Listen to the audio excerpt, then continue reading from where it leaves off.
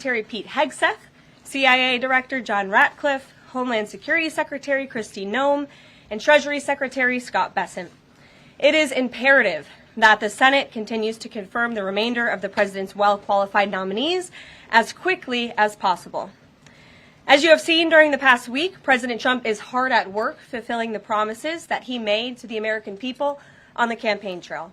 Since taking the oath of office, President Trump has taken more than 300 executive actions, secured nearly $1 trillion in U.S. investments, deported illegal alien rapists, gang members, and suspected terrorists from our homeland, and restored common sense to the federal government. I want to take a moment to go through some of these extraordinary actions. On day one, President Trump declared a national emergency at our southern border to end the 4-year-long invasion of illegal aliens under the previous administration. Additionally, President Trump signed an executive order to end catch and release and finish construction of his effective border wall. By using every lever of his federal power, President Trump has sent a loud and clear message to the entire world. America will no longer tolerate illegal immigration. And this president expects that every nation on this planet will cooperate with the repatriation of their citizens. As proven by this weekend, when President Trump swiftly directed his team to issue harsh and effective sanctions and tariffs on the Colombian government, upon hearing they were denied a U.S. military aircraft full of their own citizens who were deported by this administration. Within hours, the Colombian government agreed to all of President Trump's demands, proving America is once again respected on the world stage. So, to foreign nationals who are thinking about trying to illegally enter the United States, think again. Under this president, you will be detained and you will be deported. Every day, Americans are safer because of the violent criminals that President Trump's administration is removing from our communities. On January 23rd, ICE New York arrested a Turkish national for entry without inspection who is a known or suspected terrorist.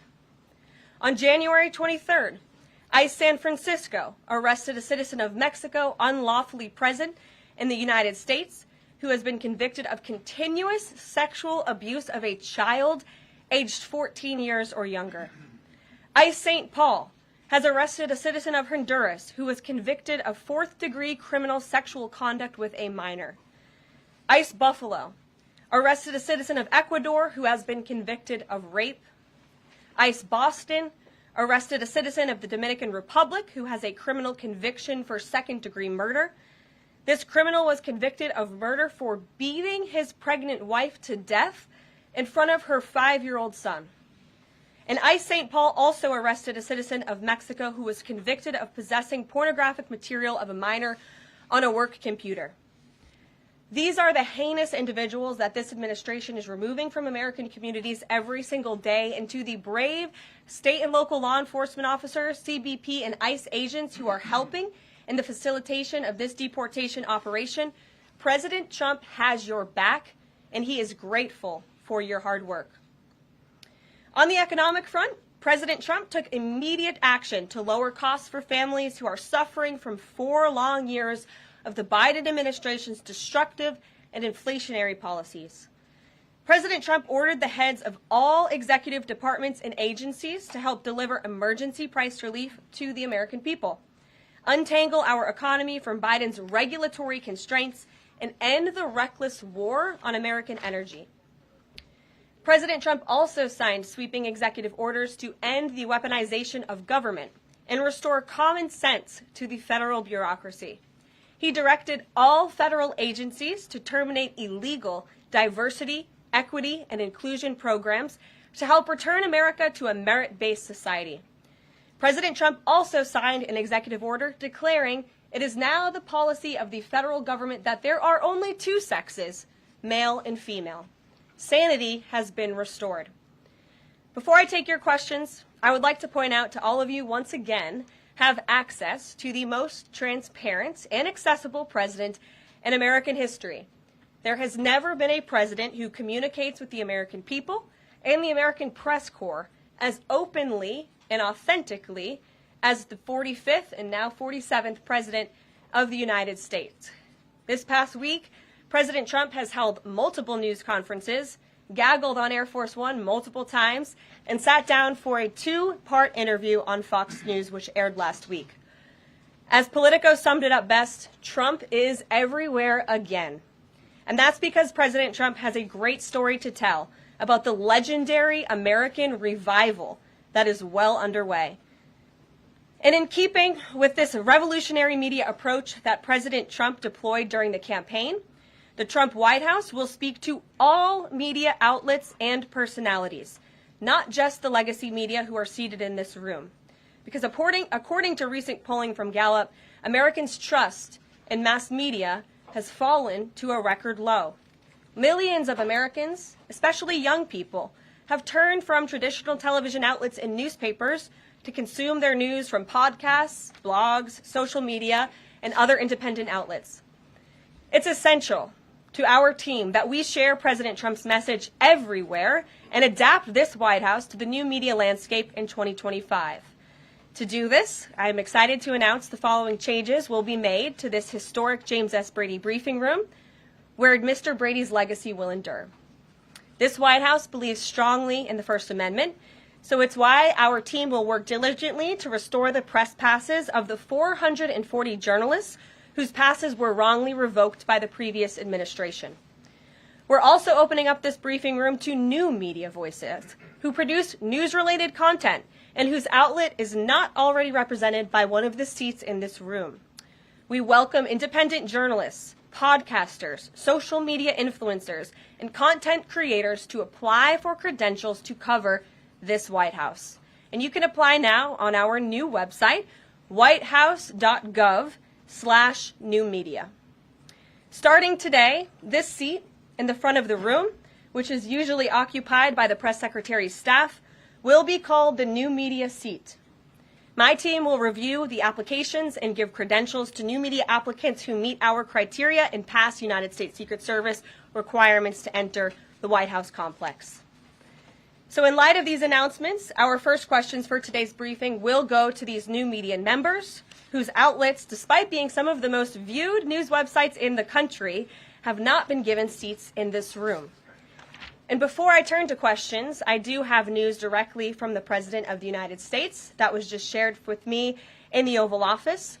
From President Trump directly, an update on the New Jersey drones. After research and study, the drones that were flying over New Jersey in large numbers were authorized to be flown by the FAA for research and various other reasons. Many of these drones were also hobbyists, recreational, and private individuals that enjoy flying drones. In time, it got worse due to curiosity. This was not the enemy. A statement from the President of the United States to start this briefing with some news. And with that, I will turn it over to questions. And we will begin with our new media members, Mike Allen from Axios, Matt Boyle from Breitbart. Mike, why don't you go ahead? Thank you very much. Caroline, does the President see anything fishy about DeepSeek, either its origins or its cost? And could China's ability to make these models quicker, cheaper, affect our thinking about expanding generation data centers, chip manufacturing? Sure. The President was asked about DeepSeek last night on Air Force One when he gaggled for, I think, the third or fourth time throughout the weekend with members of the traveling press corps. The President said that he believes that this is a wake-up call to the American AI industry. The last administration sat on their and allowed China to rapidly develop this AI program. And so President Trump believes in restoring American AI dominance. And that's why he took very strong executive action this past week to sign executive orders to roll back some of the onerous regulations on the AI industry. And President Trump has also proudly appointed the first AI and crypto czar at this White House, David Sachs, whom I spoke with yesterday, very knowledgeable on this subject. And his team is here working every single day to ensure American AI dominance. As for the national security implications, I spoke with NSC this morning. They are looking into what those may be, and when I have an update, I will share it with you, Mike. Caroline, you say restore U.S. dominance. Is there a fear that the U.S. either is fallen or has fallen behind? And how would the President make sure the U.S. stays ahead? No, the President is confident that we will restore American dominance in AI. Yeah, so Caroline, first off, thank you to you and President Trump for actually giving voices to new media outlets that represent millions and millions of Americans. The thing I would add, I've got a two-part question for you. The first is just can you expand upon what steps the White House is going to take to bring more voices, not less, which is what our founder, Andrew Breitbart, believed in, into this room where they rightfully belong? Yeah.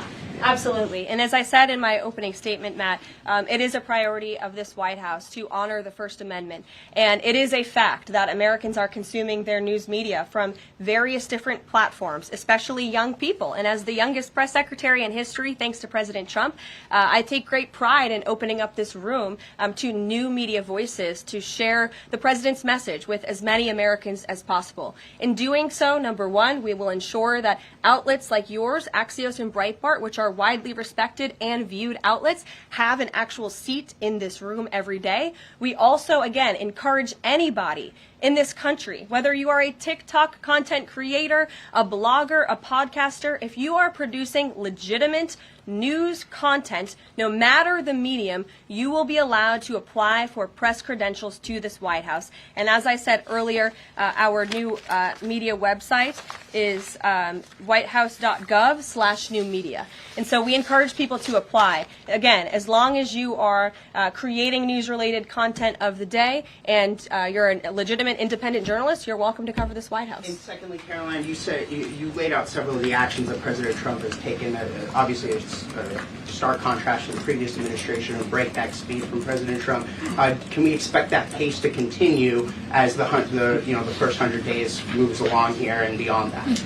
Absolutely. There's no doubt President Trump has always been the hardest working man in politics. I think that's been proven over the past week. This president has again signed more than 300 executive orders. He's taken historic action. I gaggled aboard Air Force One to mark the first 100 days of this administration, 4 p.m. last Friday, or first 100 hours rather. And this president did more in the first 100 hours than the previous president did in the first 100 days. So President Trump, I think you can all expect for him to continue to work at this breakneck speed, so I hope you're all ready to work very hard. I know that we are.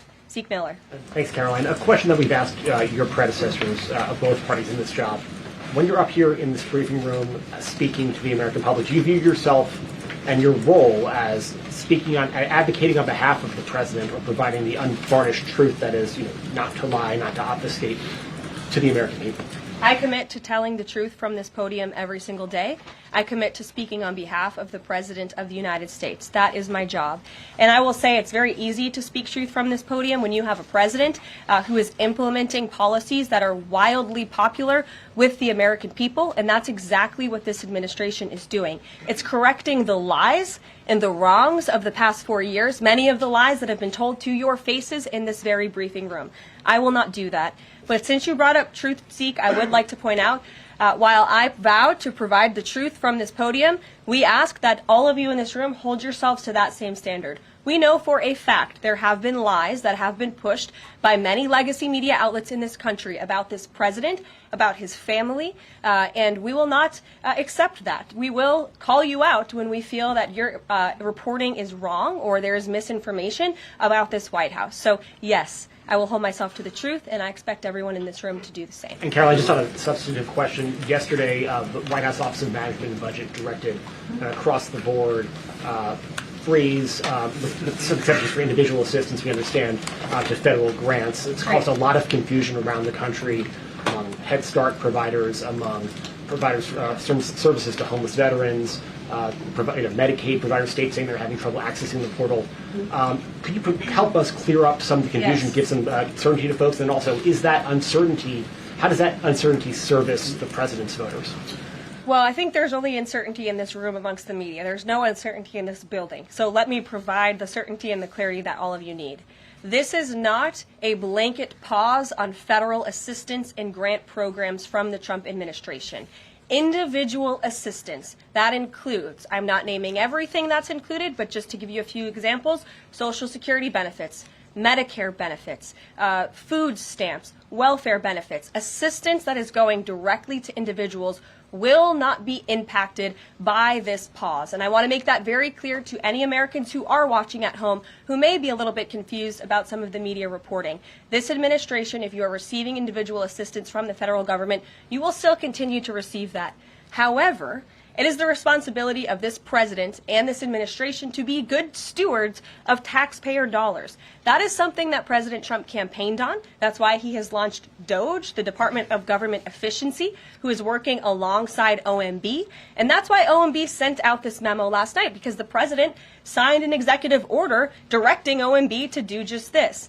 And the reason for this is to ensure that every penny that is going out the door is not conflicting with the executive orders and actions that this president has taken. So what does this pause mean? It means no more funding for illegal DEI programs. It means no more funding for the Green New scam that has cost American taxpayers tens of billions of dollars. It means no more funding for transgenderism and wokeness across our federal bureaucracy and agencies. No more funding for Green New Deal social engineering policies. Again, people who are receiving individual assistance, you will continue to receive that. And President Trump is looking out for you by issuing this pause because he is being good steward of your taxpayer dollars.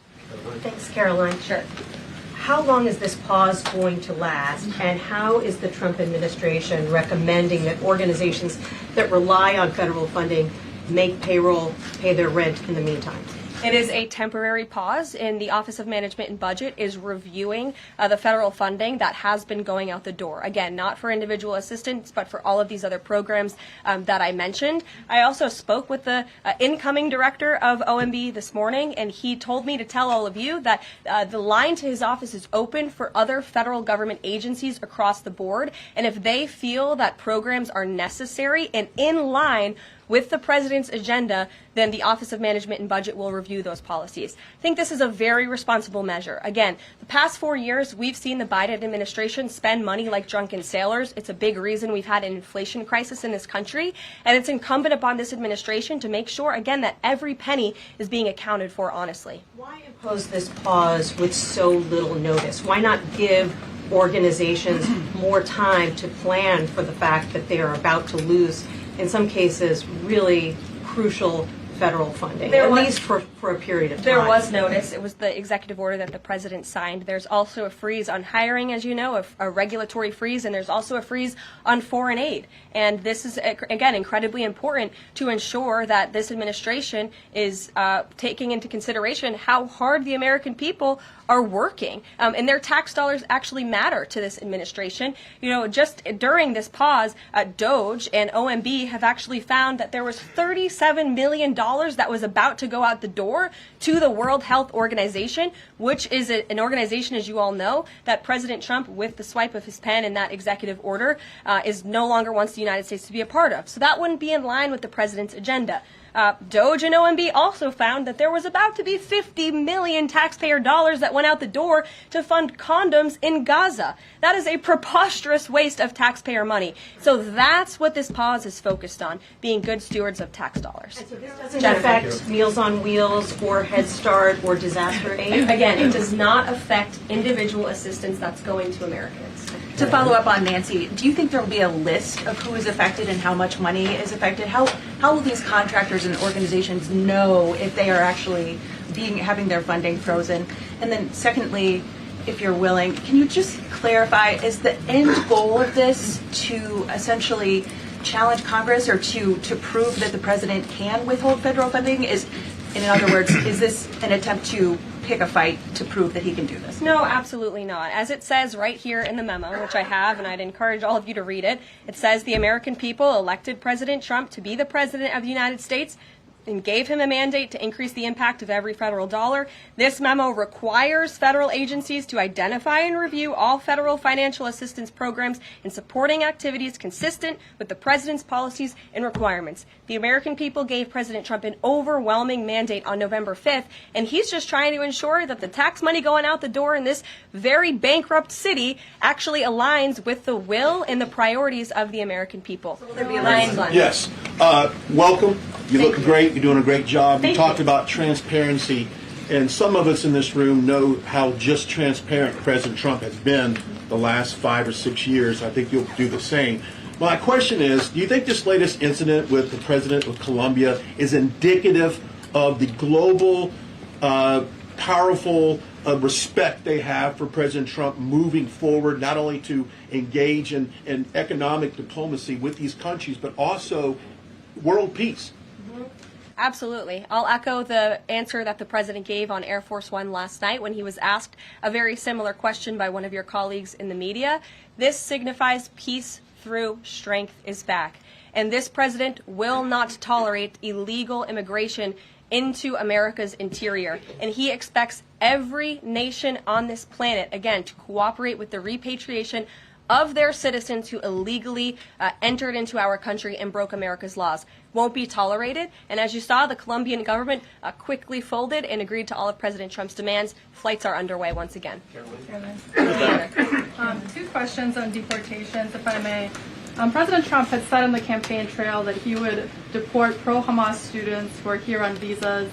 And on his first day in office, he signed an executive order that said, quote, the U.S. must ensure that admitted aliens and aliens otherwise already present in the U.S. do not bear hostile attitudes towards the citizens, culture, government, institutions, or founding principles. So should we take this executive order as Trump saying he would be open to deporting those students who are here on visas but, hold pro-Hamas sympathies? The president is open to deporting individuals who have broken our nation's immigration laws. So if they are here illegally, then certainly he is open to deporting them. And that's what this administration is hard at work at doing. We receive data from DHS and from ICE every single day. From what we hear on the ground, ICE agents are feeling incredibly empowered right now because they actually have a leader in this building who is supporting them in doing their jobs that they were hired to do, which is to detain, arrest, and deport illegal criminals who have invaded our nation's borders over the past 4 years. That's what the president is committed to seeing.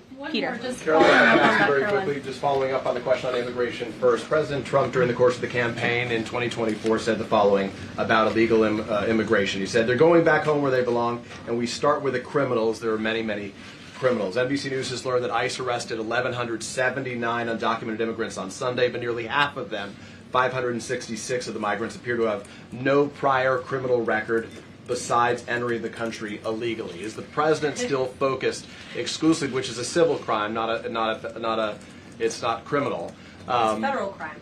So I'm asking, though, he said he was going to focus on those violent offenders first. So is violent offenders no longer the predicate for these people to be deported? The president has said countless times on the campaign trail, I've been with him at the rallies, I know you've been there covering them too, Peter, that he is focused on launching the largest mass deportation operation in American history of illegal criminals. And if you are an individual, a foreign national, who illegally enters the United States of America, you are, by definition, a criminal. And so therefore, you are subject to deportation. I apologize for interrupting. So to be clear, it's not violent criminals do not receive precedence in terms of the deportations taking place. The president has also said two things can be true at the same time. We want to deport illegal criminals, illegal immigrants from this country, but the president has said that, of course, the illegal criminal drug dealers, the rapists, the murderers, the individuals who have committed heinous acts on the interior of our country and who have terrorized law-abiding American citizens, absolutely, those should be the priority of ICE, but that doesn't mean that the other illegal criminals who entered our nation's borders are off the table. Understood. Then let me ask you a separate question about the confusion that still exists across the country right now as it relates to the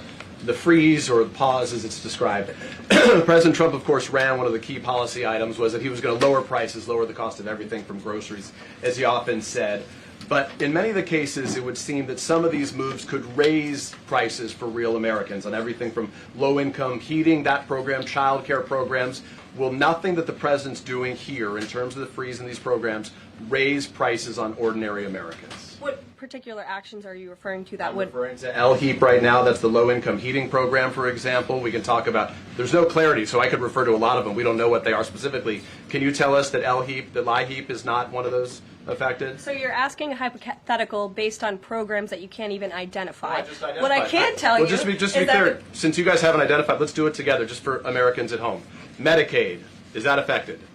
I gave you a list of examples: Social Security, Medicare, welfare benefits, food stamps that will not be impacted by this federal pause. I can get you the full list after this briefing from the Office of Management and Budget. But I do want to address the cost cutting because that's certainly very important, and cutting the cost of living in this country. President Trump has taken historic action over the past week to do that.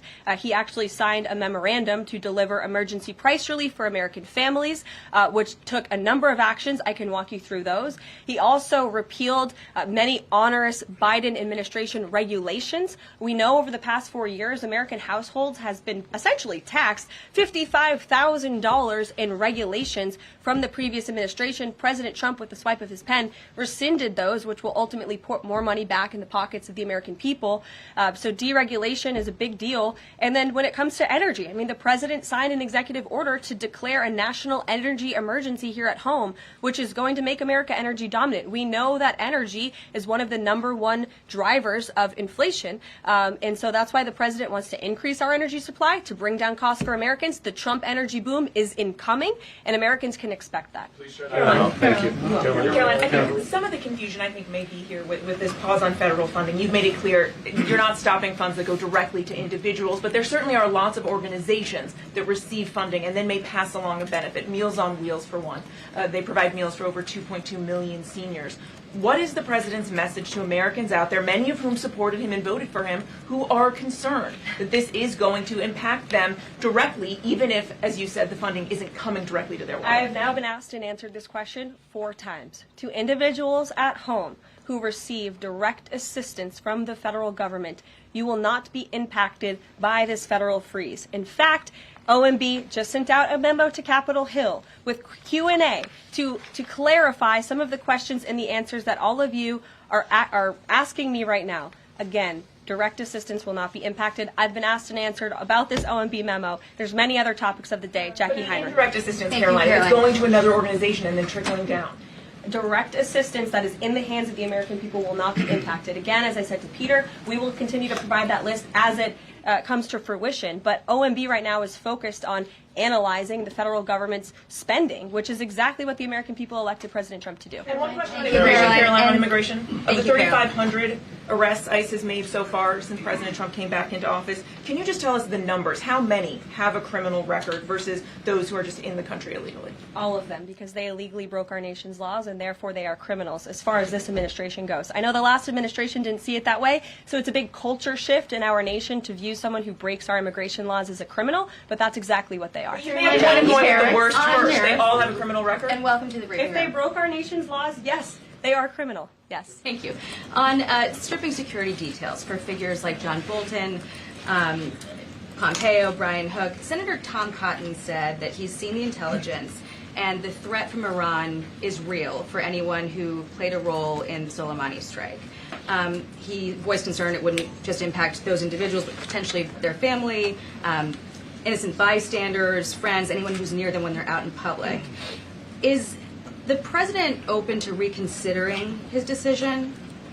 The president was asked and answered this yesterday, and he was firm in his decision despite some of the comments that you had referenced. And he's made it very clear that he does not believe American taxpayers should fund security details for individuals who have served in the government for the rest of their lives. And there's nothing stopping these individuals that you mentioned from obtaining private security. That's where the president stands on it. I have no updates on that. Is there any concern that this decision might jeopardize the administration's ability to hire the best advisors for these kinds of positions in the future? No, in fact, I've talked to the Presidential Personnel Office, who has told me directly that there is such an influx of resumes for this administration that it's incredibly overwhelming. There is no lack of talent for the Trump administration. Ron, would he take any responsibility if anything happened to these people? Would he feel at all that his decision was a factor in that? The president was asked and answered this yesterday. I defer you to his comments. Caroline. Reagan, since you're in the back row, I hear you, the back row hasn't gotten much attention in the last 4 years, so I'm happy to answer your question. And I can project.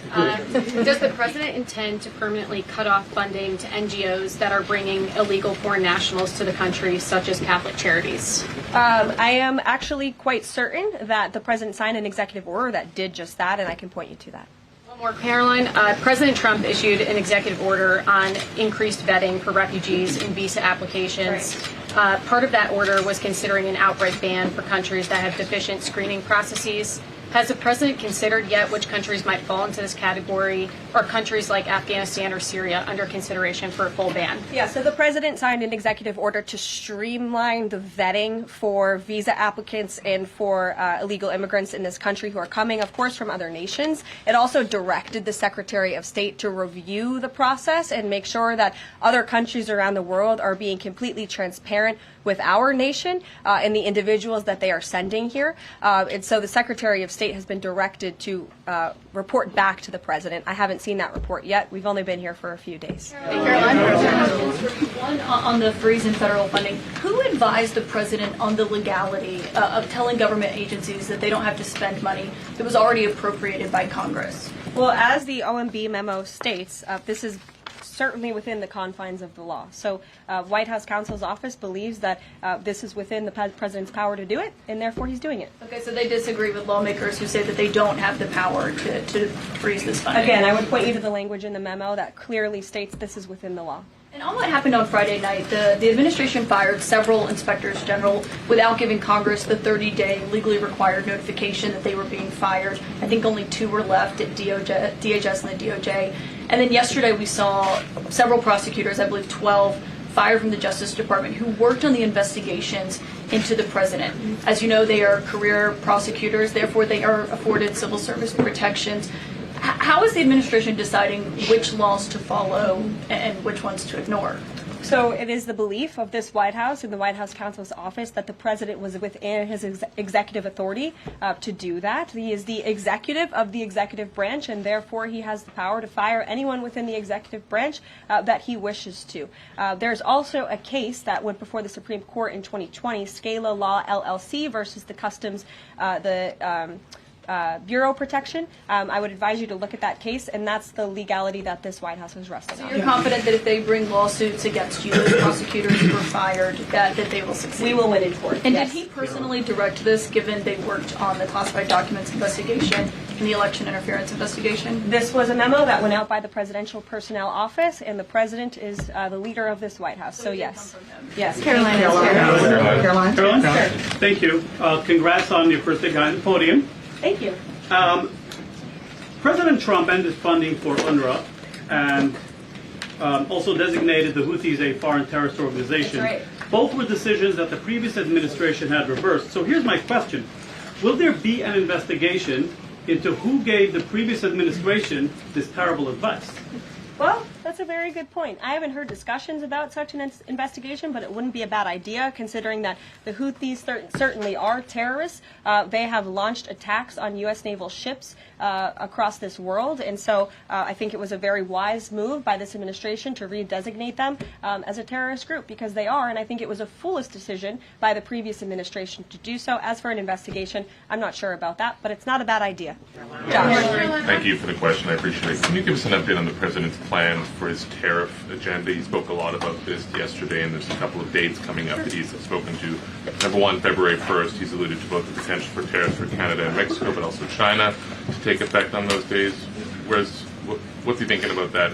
Yeah. Should those countries expect that? Again, he was asked and answered this question this past weekend when he took a lot of questions from the press, and he said that the February 1st date for Canada and Mexico still holds. The China 10% tariff that he also had mused about last Tuesday going into effect on the same date. Yeah, the president has said that he is very much still considering that for February 1st. Yesterday he talked also about sectoral tariffs on, for instance, pharmaceuticals as well as semiconductor computer chips. He talked about steel, aluminum, and copper. What's the timeline on those? Is that a similar sort of coming days thing? Yeah, so when the president talked about that in his speech yesterday, that actually wasn't a new announcement. That was within a presidential memorandum that he signed in one of the first days here in the White House on his America First trade agenda. So there's more details on those tariffs in there. As far as a date, I don't have a specific date to read out to you, but the president is committed to implementing tariffs effectively, just like he did in his first term. Finally, he also was asked on the plane when he gaggled about the potential for a universal tariff. He was asked maybe about 2.5%. There was a report about that. He said he wanted much bigger than that. Should we understand that these tariffs would add up? You know, in other words, you might have country-specific tariffs like Canada, Mexico, China. You might have sectoral tariffs like on pharmaceuticals, as well as a potential universal tariff on top of that? Do these stack on one or the other, or would one sort of take precedence over another? All I can point you to is what the president has said on this front. The February 1st date for Canada and Mexico, also the China tariff that he has discussed. He rejected the 2.5% tariff. He said that was a little bit too low. He wants it to be higher. I'll leave it to him to make any decisions on that front. Phil Eichmann. What the Mexicans and Canadians have done so far, do you have any comment on whether that has met the bar, what he wants to see on fentanyl? Thank you. I won't get ahead of the president again on advocating to foreign nations on what they should or shouldn't do to get away from these tariffs. The president has made it very clear, again, that he expects every nation around this world to cooperate with the repatriation of their citizens. And the president has also put out specific statements in terms of Canada and Mexico when it comes to what he expects in terms of border security. We have seen a historic level of cooperation from Mexico, but again, as far as I'm still tracking, and that was last night talking to the president directly, February 1st is still on the books. Phil. Thank you, Caroline. Quick programming note and then a question on taxes. In terms of programming, should we expect to see you here every day? How frequently will these press briefings be? It is a good question, April. So look, the president, as you know, is incredibly accessible. First day here, he wanted all of you in the Oval Office. You got a 60-minute press conference with the leader of the free world while he was simultaneously signing executive orders. I may add that's pretty impressive. I don't think the previous office holder would be able to pull such a thing off. So look, the president is the best spokesperson that this White House has, and I can assure you that you will be hearing from both him and me as much as possible. And then a question about tax cuts. The president has promised to extend the tax cuts from the previous term. I'm curious, does the president support corresponding spending cuts, as some Republicans have called for in Congress? And will the new Treasury Secretary be leading those negotiations with the Hill, as Mnuchin did during the first administration? The president is committed to both tax cuts and spending cuts, and he has a great team negotiating on his behalf, but there's no better negotiator than Donald Trump, and I'm sure he'll be involved in this reconciliation process as it moves forward. Caroline, in the announcement that you made last night on the Iron Dome, it said the president had directed that the United States will build this Iron Dome. Yeah. When you read into the executive order, it seemed short of that. It asked for a series of studies and reports back to him. Can you tell us whether the president has directed this? And if he is as concerned on this issue, why the suspensions that we saw listed by OMB included so many different nuclear programs, non-proliferation programs, programs to blend down nuclear weapons, and so forth? First of all, when it comes to the Iron Dome, the executive order directed the implementation of an Iron Dome. It also, as you said, kind of directed research and studies to see if or how the United States can go about doing this, particularly the Department of Defense.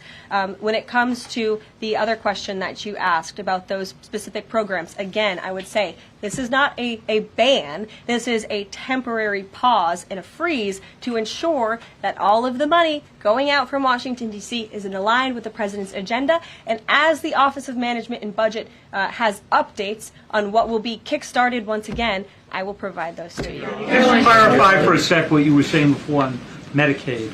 It wasn't clear to me whether you were saying that no Medicaid would be cut off. Obviously, a lot of this goes to states before it goes to individuals and so forth. So are you guaranteeing here that no individual now on Medicaid would see a cutoff because of the pause? I'll check back on that and get back to you. John.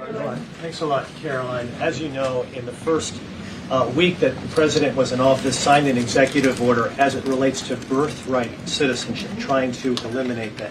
Now, 22 state attorney generals have said that this is unconstitutional. A federal judge has just agreed with their argument. What's the administration's argument for doing away with birthright citizenship? The folks that you mentioned have a right to have that legal opinion, but it is in disagreement with the legal opinion of this administration. This administration believes that birthright citizenship is unconstitutional, and that is why President Trump signed that executive order. Illegal immigrants who come to this country and have a child are not subject to the laws of this jurisdiction. That's the opinion of this administration. We have already appealed the lawsuit that was filed against this administration, and we are prepared to fight this all the way to the Supreme Court if we have to, because President Trump believes that this is a necessary step to secure our nation's borders and protect our homeland. On foreign policy, if I may, the president's commitment to the NATO defense alliance, is it as strong as the prior administration? Is it the same as when he served as president in his first term in office? As long as NATO pays their fair share, and President Trump has called on NATO allies to increase their defense spending to 5%. You actually saw the head of NATO at Davos last week on Bloomberg television saying that President Trump is right, and if Europe wants to keep itself safe, they should increase their defense spending. I would just add that there was no greater ally to our European allies than President Trump in his first term. The world for all nations in Europe, and of course here at home, was much safer because of President Trump's peace through strength diplomatic approach. Thank you, Caroline. And it's great to finally be called on as well in the briefing room. I appreciate that. You're welcome. Of course, we know President Trump just got back from North Carolina and California meeting with victims of natural disasters. There's the 2-year anniversary of the East Palestine, Ohio toxic train derailment. Does the president have any plans to go visit the victims of that toxic spill or just visit in general? No plans that I can read out for you here. If that changes, I will certainly keep you posted. What I can tell you is that President Trump still talks about his visit to East Palestine, Ohio. That was one of the turning points, I would say, in the previous election campaign, where Americans were reminded that President Trump is a man of the people, and he, as a candidate, visited that town that was just derailed by the train derailment, no pun intended, and he offered support and hope, just like I saw the president do this past week. It was a purposeful decision by this president on his first domestic trip to go to North Carolina and to California to visit with Americans who were impacted by Hurricane Helene and also by the deadly fires. A red state and a blue state, both of which feel forgotten by the previous administration and the federal government. That is now ended under President Trump. He will continue to put Americans first, whether they're in East Palestine, in Pacific Palisades, or in North Carolina. Thank you, Caroline. On California, could you please clarify what the military did with the water last night as referenced in the president's Truth Social post? The water has been turned back on in California, and this comes just days after President Trump visited Pacific Palisades, and as you all saw, applied tremendous pressure on state and local officials in Pacific Palisades, including Los Angeles Mayor Karen Bass, to turn on the water and to direct that water to places in the south and in the middle of the state that have been incredibly dry, which has led to the expansion, the rapid expansion of these fires. So could you clarify what the military's role was, where the water came from, and how it got there? Again, the Army Corps of Engineers has been on the ground in California to respond to the devastation from these wildfires, and I would point out that just days after President Trump visited the devastation from these fires, the water was turned on. That is because of the pressure campaign he put on state and local officials there who clearly lack all common sense. And I will never forget being at that roundtable with the president last week and hearing the frustration in the voices of Pacific Palisades residents who feel as though their government has just gone insane. Before President Trump showed up on the scene, Karen Bass was telling private property owners that they would have to wait 18 months to access their private property. So this administration, the president and his team that's on the ground in California, Rick Grinnell, who he has designated to oversee this great crisis, it will continue to put pressure on Karen Bass and state and local officials to allow residents to access their properties. This is a huge part of it. These residents want to take part in their own clearing out of their properties. They should be able to do that. It's the United States of America. What happened to our freedom? Clearly it's gone in California, but not anymore under President Trump. April. Caroline, welcome to the briefing room. Thank you. Several questions. One on the pause. Will minority-serving institutions, preferably colleges and universities, have those monies held back temporarily at this moment? Again, I have not seen the entire list because this memo was just sent out. So I will provide you all with updates as we receive them, okay? Also, secondly, when it comes to immigration, there is this southern border focus. What happens to those who've overstayed their visas? That is part of the broken immigration system. In 2023, there was a report by the Biden administration, the Homeland Security Department, that said overstays of visas were 3 times more than usual. Will there be a focus on the overstays for visas as well? If an individual is overstaying their visa, they are therefore an illegal immigrant residing in this country, and they are subject to deportation. And also, yes. Lastly, as we're dealing with anti-DEI, anti-woke efforts, we understand this administration is thinking about celebrating Black History Month. Have you got any word on that? Anything that you can offer to us? As far as I know, this White House certainly still intends to celebrate, and we will continue to celebrate American history and the contributions that all Americans, regardless of race, religion, or creed, have made to our great country, and America is back. Christian Dayton. Thanks, Caroline.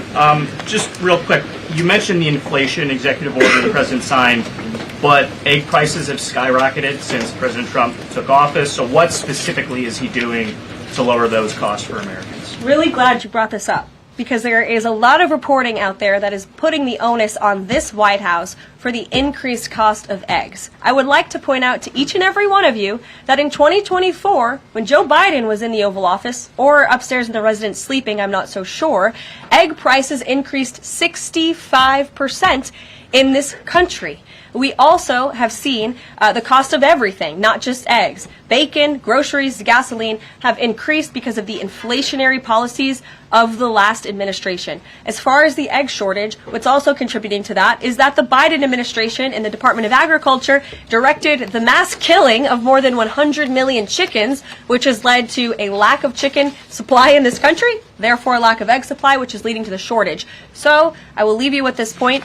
This is an example of why it's so incredibly important that the Senate moves swiftly to confirm all of President Trump's nominees, including his nominee for the United States Department of Agriculture, Brooke Rollins, who is already speaking with Kevin Hassett, who's leading the economic team here at the White House, on how we can address the egg shortage in this country. As for costs, I laid out the plethora of ways that President Trump has addressed saving costs for the American people over the past week. He looks forward to continuing to doing that in the days ahead. Thank you. One more border question. Are Medicaid portals down in all 50 states? And we just heard from White House Press Secretary Karoline Leavitt. She is the youngest to have that position, and this is the first briefing from the White House. So I just wanted to go through some of the headlines that came out of that. First off, talking about illegal immigration and the fact that the White House will continue to detain and also deport anyone who is entering the country illegally or in the country currently illegally. It also talked about the pause on funds to federal assistance and grants, and obviously this affects a lot of people, especially those who are depending on the government for those funds. They mentioned that all funds are not on pause right now, so any individual, this affects those at home watching right now, any individual who is getting assistance from the federal government will continue to receive it. But right now, she was asked a question about just how long this pause is going to last for. That question was not answered. But ultimately, that was a wide-ranging and unique White House press briefing, and we're going to talk more about that right now. And I believe we're heading to Ed O'Keefe, our senior White House and political correspondent. Ed, thank you so much for joining us today. What was your thoughts? What was your thoughts from all of this? A very unique White House press briefing today.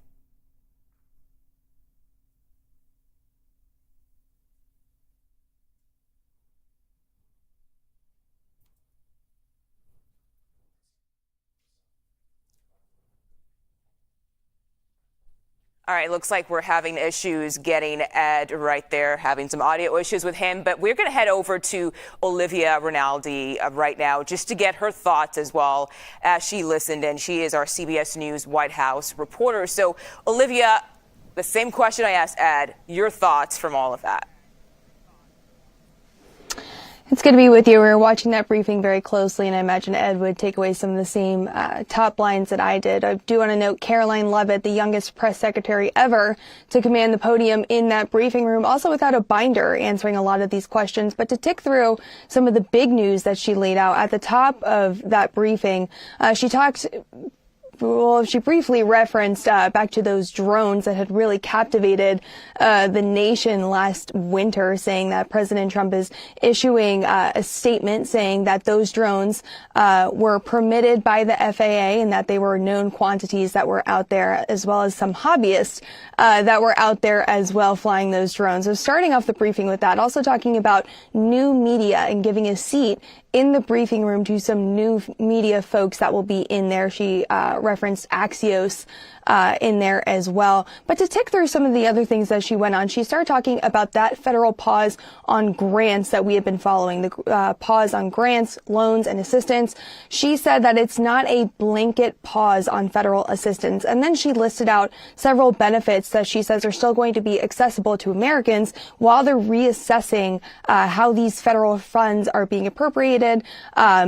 And that pause is going into effect today at 5 p.m. So some of the things she mentioned that people will still be able to access include Social Security benefits, Medicare benefits, food stamps, and other welfare benefits. I do want to note on those Medicare benefits, though, we have heard from several states, including Illinois, that some folks are having issues receiving those payments from Medicare. So there's already starting to see some of the impact of this blanket ban as federal government and state governments are trying to figure out exactly what this meant. This was a very broad memo that went out and really caused a bit of a panic among not only the federal government, but state governments as well, trying to figure out what access to funding they will still have. And of course, the White House says that this pause is currently so they can figure out what priorities these budgets still have and if they align with President Trump's priorities. So we're watching that very closely as well. But I do also want to note that Karoline addressed Trump firing some of those inspector generals. That was something we saw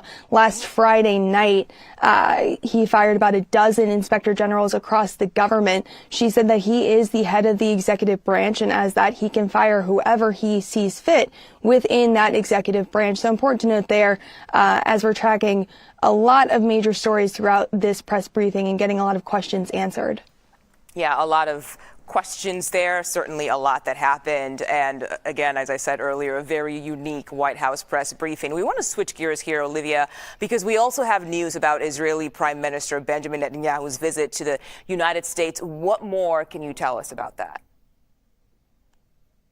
Well, we've been hearing from sources on the Israeli side that this is something he had been likely to plan as far as next week. We spoke with a senior administration official yesterday who said that they did not have anything on the books yet, but it sounds like that's something that is in the works, could be likely as soon as next week.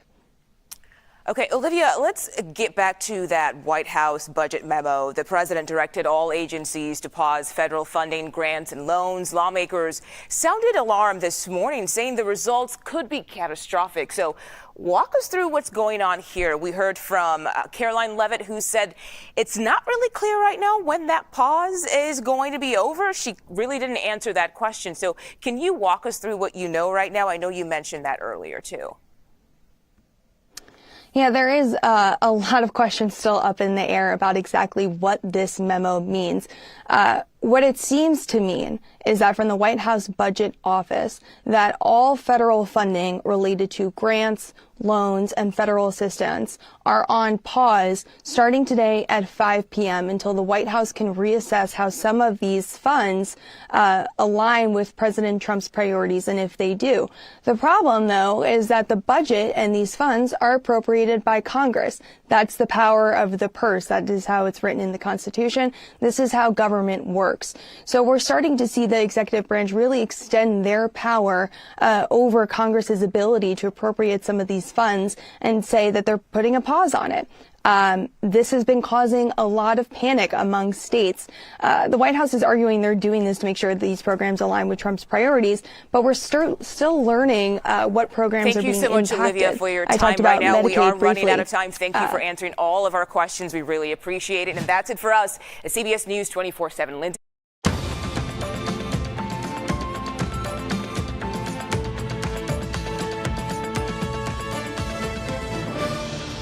Hi, everyone. Thanks for joining us here on CBS News 24/7. I'm Lindsay Reiser. Here's a look at the top stories we're following right now.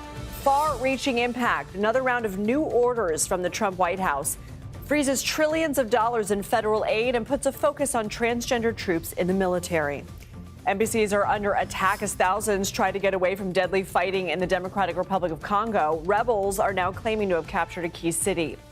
And how markets are recovering today after news that an artificial intelligence chatbot made by a Chinese startup appears to have caught up with American tech companies at a fraction of the cost.